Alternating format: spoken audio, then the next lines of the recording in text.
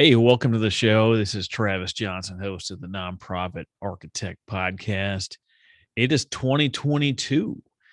At the end of 2021, I vowed to make more episodes, more shows, provide more value this year than I have in the years past. Regularly, we host an interview show. I bring in a guest and we give you the how to that you need to build a stronger nonprofit.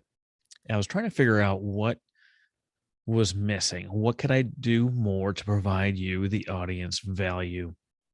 And I looked at a few things, a few different types of content, some how to stuff, some mindset, some leadership, maybe reviews of past episodes or the actionable steps that you need, the down and dirty, quick highlights. And I've been sitting and thinking about what I'm going to produce and what I'm going to write, what I'm going to talk about. And for no reason, out of nowhere, this fear starts setting in. And I'm like, oh, they expect an interview show, but it's not going to be an interview show.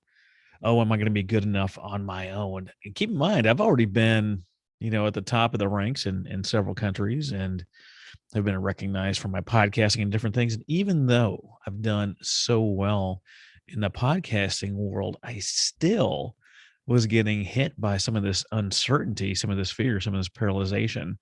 So in the first episode that I'm putting out as a solo effort, no intro, no outro, no production, I wanted to get in and talk about fear and talk about paralyzation and what we can do to combat these things. When you look at fear, there's really 8 dominant fears out there that we need to overcome to train ourselves to be, more proactive. Every time we get caught up in thinking about, oh, what about this or what about that? And how am I going to do this? And what are people going to think? And all of these things, it gets overwhelming. So we're going to break these down, 8 different types of fear and what we can do about them. So fear number 1 is the fear of setting goals. It's 2022. It's the new year. And if you're listening to this right away in 2022, you're like, oh, really? Here we go. Something about, oh, new year, new me, all that nonsense. But that's not really it. When we set goals for ourselves, no matter what they might look like, whether they're, calendar based on the year or, waiting for the next holiday or whatever the thing is, that whatever goal it is, if it's personal achievement, whether it's for work or anything else, it's hard to set goals, but it's really hard to reach what we desire if we don't set them. I've heard that the difference between a dream and a goal is a plan. And in order to reach our dreams, we really have to set goals and create that plan. And if we don't set goals or we set the wrong goals, we're not going to get those results that we really desire. You've got to have clear objectives. You've got to have targets to aim at and to achieve. And, if we don't have those goals, we're kind of onto the false impression that, we can't fail. Really what that means is we just think that because we haven't set goals that we can't really not achieve them because there's no really metric or measurement. If you don't have a solid plan in place, if you don't have that goal set down, you're kind of stuck from the get-go. If you look at nature and think of an acorn, its goal is to grow into an oak tree. It is not complete in its own capacity as an acorn, right? It needs to be put on the ground, water, sunshine, all those fun things. But it is definitely going to turn itself into an oak tree and produce millions of other acorns. We need to do this with ourselves. And the way we can do that is by setting goals, figuring out that maybe it's a BHAG, a big, hairy, audacious goal, or whatever your goal is, and to break it down into bite-sized little chunks that we actually can achieve. I remember, being in the Navy and struggling with running, and you have things like a mile and a half run that you do for your physical fitness exam, or you might have a 5K goal or a half marathon goal or marathon, whatever it is. And you got crazy ultra marathons like 100 miles and things. But, you don't get to marathon status without setting goals, training goals throughout the week, and then showing up. But when you're just getting started and when your body is not in running shape, my body's not in running shape, sometimes you just have to say, I'm going to get to that next traffic light. I'm going to get to that next telephone pole. I'm going to get to that next intersection. And just to keep us moving along, goal after goal, step by step, even if it's a small goal, that momentum is going to help you get to those big ones. So, fear of setting goals is kind of a bust. You have to set goals. Not setting goals doesn't mean anything. Fear of failure. This is fear number 2. If we don't believe we can succeed, we've lost the battle before it even begins. This is how I felt a lot throughout my military career, my college career, even in podcasting, that you almost get in this headspace where you can talk yourself out of doing what it is that you need to do. Because if you don't, try, then you can't fail. But you can do it. You can succeed. I don't think that I'm anything special. I just show up week after week, month after month, year after year, and keep doing what needs to be done. Everything that I've done, everything that I've tried to do, and everyone else that I know that I've done anything worthwhile is full of all these little tiny failures and missteps and redirects and course corrections. You can't sail from Virginia to Spain without turning the ship's wheel. You have to be able to turn. You have to correct for current. You have to correct for wind. You have to correct for wind. And just because you've set that course doesn't mean you're not going to have to course correct. Whether you want to call it a mistake or a failure or a bump in the road or whatever you want to call it, there's no clear, unfettered, clean path to get you from A to B. Even working out in the gym, you tear the muscles apart. You have to give it that rest day so your muscles can rebuild, because the rest days are the days that you actually get bigger and stronger. Thomas Edison, his great edict says that, I have not failed. I just found 10,000 ways that won't work. But he kept at it until he found a way that does work. And now his name is cemented in history as the inventor of the light bulb. There's so many chances for success out there, so many opportunities for meaningful achievement and accomplishments in our life. The fear of failure can be negligible, but you've wasted time and resources. You're going to get bumps in the road. You're going to go backwards. Be aware of your mistakes, but nothing can hold you back, because persistence renders the fear of failure powerless. Persistence renders fear of failure powerless. Fear number 3 is fear of appearing arrogant. Some of us just aren't comfortable with success. Some people have said that I'm successful, and it feels weird when people tell me that, because, I don't feel that I'm successful. I don't just walk around and be like, everyone, come look how amazing I am. I don't feel that way. And anyone else that's had any other measure of success can kind of feel that way. This fear of appearing arrogant. And we don't want to give that appearance. We don't want to look like that out to the real world. And we don't want to be seen as putting ourselves above others. That's not to say that you shouldn't take care of yourself first. A lot of people are under the impression that it's not nice or polite to put yourself before others, but you really need to be nice to yourself first. There's nothing arrogant about having the courage to know what we want based upon self-knowledge and self-control. There's nothing wrong with that. There's nothing arrogant about this. Nothing wrong or arrogant about saying who you are, what you want, and enforcing your boundaries. If we react to the limitations of others, we can't let their limitations limit us.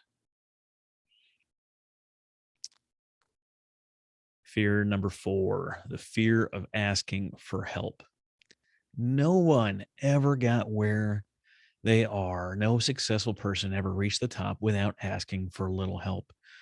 I was over in the Kingdom of Bahrain, and we have a 3-star admiral, and he spends his entire day asking questions.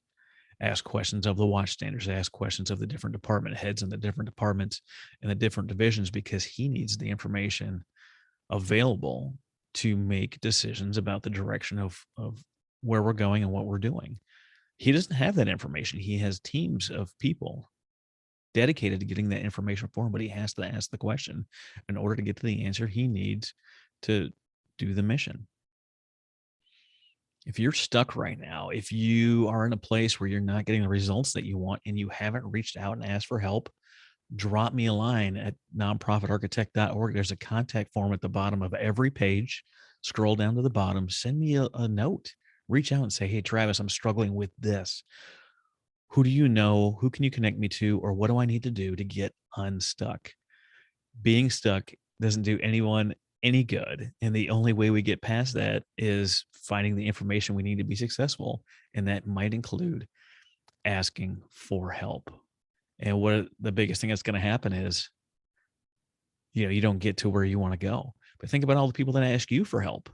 What is it about that question that's not preventing them from asking you, but what somehow is preventing you from asking them for help? Don't worry about that. Every successful person had to get some help along the way. If I want to reach my goals as fast as humanly possible, I don't have all the answers and I have to reach out.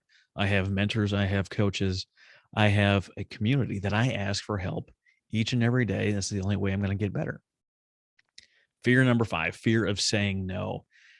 This is one that kills me because so many people think that they have to say yes to everything and that reciprocity is going to come back, to help them in some way, shape, or form. And I'm not saying that it won't, but I have to say no on a regular basis. If people approach me with all sorts of interesting thoughts, ideas, should you do this? Should you do that? And I can't possibly say yes to all of them.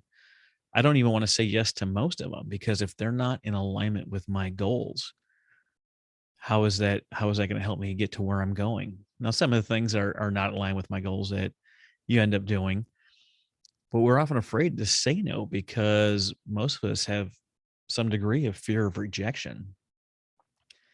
If your relationships are based on always saying yes, then it's not really a relationship, is it? Every time we say no, we might run the risk of disappointing someone and making someone angry, hurting someone's feelings, or appearing unkind. And we want to avoid people thinking negatively about us. But that fear of rejection, that fear of saying no, isn't going to help us in any way, shape, or form. We must learn to proactively stick to our priorities and not allow others to carry us too far away from our own goals. If I'm saying yes to everyone else, how am I going to get to where I'm trying to go? Fear number 6. I think it's number 6. Fear of being scrutinized by others. Worrying about what other people think of us can be a huge diversion. When it comes to an intense, persistent fear, it can stop us from reaching our goals. I mentioned at the beginning of the broadcast that I was worried about what other people might think of my change in format, right? But here I am recording the episode, doing what I need to do, what I think is best for my podcast, my company, my vision, and my direction. Are people going to maybe not appreciate what I'm doing? Yeah, there's a chance that people aren't going to appreciate what I'm doing, but they still have the same type of format available every Tuesday and Friday that's coming out live to them every single week, that they're going to keep the same format that they like. So if they don't like this episode format, what the heck do I care? There's someone out there that has been searching for this type of format to help give them some encouragement, and they really need to hear it. So I'm not going to stop doing what I'm doing because someone may not like it. Fun fact, there's a whole bunch of people that don't like what I do. I don't really care. They don't pay my bills. They're not in my house taking care of my family. Really, this fear is nothing more than a reflection of our own insecurities. When we fear that someone is judging us, what we're really doing is judging ourselves. People will always have an opinion about what we're doing and how we're doing it. Is proactively directing our attention to those things that we've decided will define us. I've decided that I'm going to be a doer. I've decided that I'm going to put out more episodes and more content and be more encouraging out there. And it's not going to hit everybody. And I'm perfectly okay with that. I heard, I think from JT Fox, he said that no matter what I do, 25% of the people are going to like me. No matter what I do, 25% of the people are going to hate me. And the other 50% are going to have mixed feelings about what it is that I'm doing. I can't do anything about that. All I can do is what I'm going to do. Fear number 7 is fear of knowing your worth. There's so many people out there, and it's been myself included, that aren't being paid what they're worth because they're scared. They have this fear of standing up for how much they're really, really worth. It's not education in the way, it's not experience in the way, it's standing up for their own values.